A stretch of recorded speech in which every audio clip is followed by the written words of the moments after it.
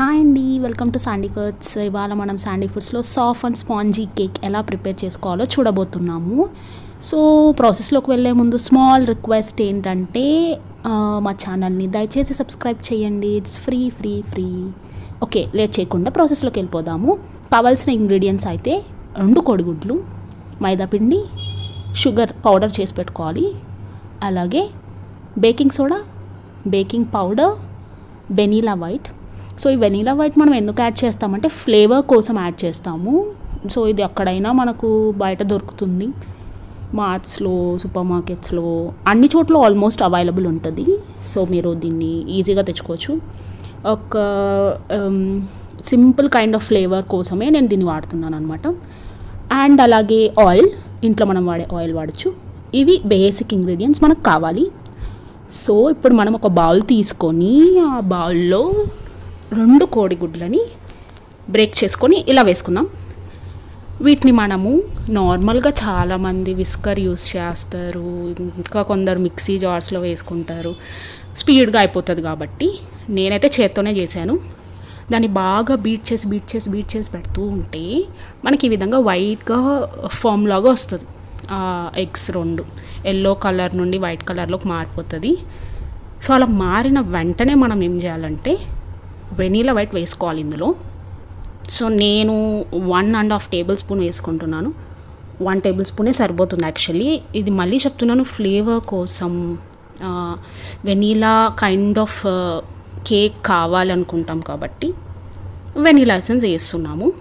So దాన్ని 1.5 table spoon add చేసేసి తర్వాత ఇందులో మనము ఆయిల్ వేసుకోవాలి. ఒకసారి వెనీలా వేసాక మిక్స్ చేయండి, బీట్ చేయండి దాన్ని కొంచెం సేపు, ఒక 30 సెకండ్స్ పాటు. తర్వాత ఆయిల్ యాడ్ చేసేసుకుందాము. ఆయిల్ వచ్చేసి నేను 2 to 3 టేబుల్ స్పూన్స్ వరకు వేసాను. మీరు బటర్ కూడా వేసుకోవచ్చు ఆయిల్ బదులు, బటర్ ఉంటే. లేదంటే నార్మల్ ఆయిల్ని యాడ్ చేసేసుకొని దీన్ని కూడా ఒక 30 సెకండ్స్ 1 మినిట్ అలా మిక్స్ చేయాలి. ఎక్కువసేపు అవసరం లేదు.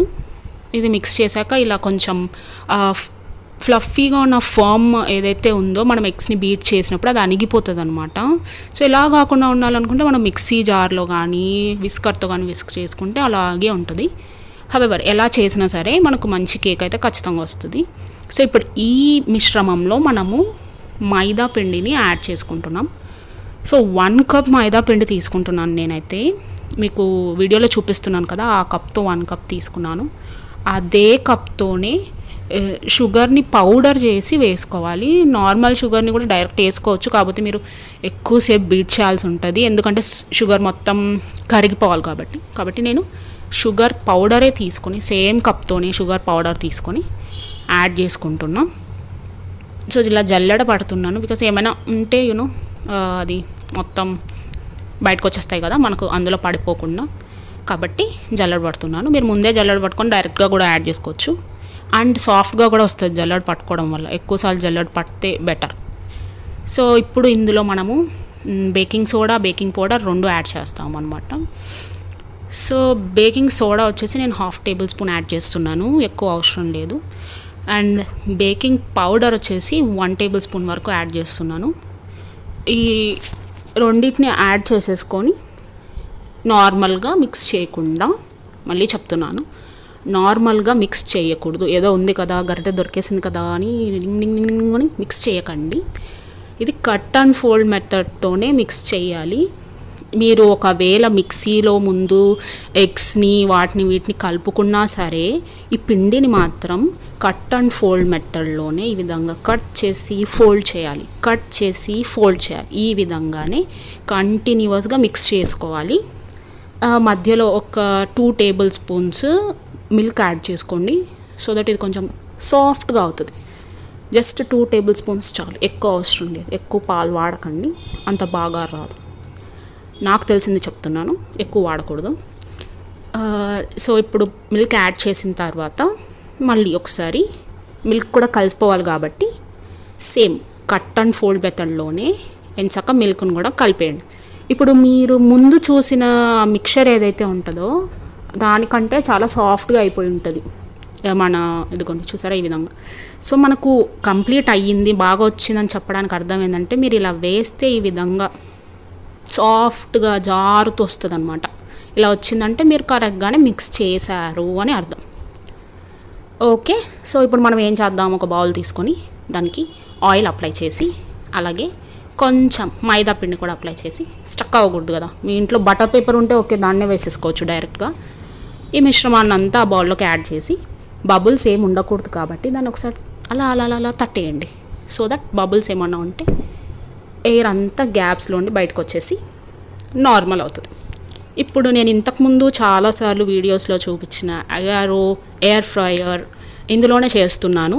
ముందుగా దీన్ని నేను ప్రీహీట్ చేస్తున్నాను ఒక 15 minutes వరకు. 15 minutes వరకు ప్రీహీట్ చేసిన తర్వాత మనం కేక్ రెడీ అవ్వడానికి ఇందులో పెడదాము.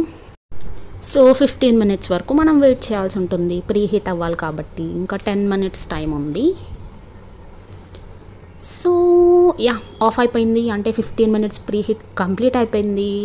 సో మనం ఇప్పుడు ఏం చేయాలంటే, మనం ముందుగా రెడీ పెట్టుకున్నాం కదా మిశ్రమం, అది తీసుకొని వచ్చేసి అండ్ చక్కగా ఇందులో పెట్టేద్దాం.